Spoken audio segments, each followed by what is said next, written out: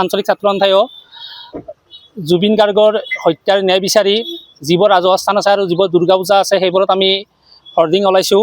আৰু এইটোৰ দ্বাৰা এটা কথা ক'ব বিচাৰিছোঁ যে জুবিন গাৰ্গৰ আজি মৃত্যু হোৱাৰ 11 দিন হ'ল, কিন্তু এই 11 দিন পৰ্যন্ত যি জুবিন গাৰ্গক ছিংগাপুৰত নি হত্যা কৰা হ'ল আৰু হত্যাকাণ্ড এইকাৰণে কোৱা হ'ল বুলি কৈছোঁ আমি। আমাৰ অসমৰ সন্মানীয় মুখ্যমন্ত্ৰী ডক্টৰ হিমন্ত বিশ্ব শৰ্মাই যোৱা পৰহি ফেচবুক লাইভত তেখেতে নিজৰ মুখেৰে কৈছে এইটো এটা হত্যাকাণ্ড। সেয়ে আমিও ছাত্ৰ সন্থাই বা অসমৰ প্ৰতিগৰাকী মানুহে এইটো হত্যাকাণ্ড বুলি ভাবিবলৈ বাধ্য হৈছে। আৰু এই হত্যাকাণ্ডত জড়িত থকা যি সিদ্ধাৰ্থ শৰ্মা আৰু শ্যামকানু মহন্ত মুখ্য দুজন আছিল আৰু তেখেতসকলক এতিয়ালৈকে যি চৰকাৰে গ্ৰেপ্তাৰ কৰিব পৰা নাই, সেইটো এটা লাজৰ কথা হৈছে আৰু এইটো ধিক্কাৰ জনাইছোঁ। আৰু তেখেতসকলৰ লগত যিসকল ব্যক্তি তালৈ গৈছিল সেইসকলকো চৰকাৰে অনতিপলমে গ্ৰেপ্তাৰ কৰিব লাগে আৰু শাস্তি দিব লাগে। শাস্তি এনেকুৱা হ'ব নালাগে যে 3 বা 4 মাহ জেলত থাকিলে ওলাই আহিল, তেনেকুৱা নহয়। তেখেতসকলক মোৰ বোধে ফাঁচি দিব লাগে, ফাঁচি হোৱাটো আমি বিচাৰোঁ।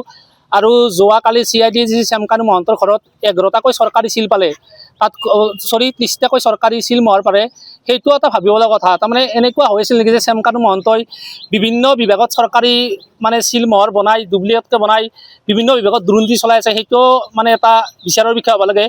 আৰু এটা কথা লক্ষ্য কৰিছে চাগে যে জুবিন গাৰ্গৰ যিমান সম্পত্তি তাতকৈ হয়তো 30 গুণ 40 গুণ বেছি মেনেজাৰ সিদ্ধাৰ্থ শৰ্মাৰ। আৰু এইবোৰ সম্পত্তি কেনেকৈ গঢ়িলে?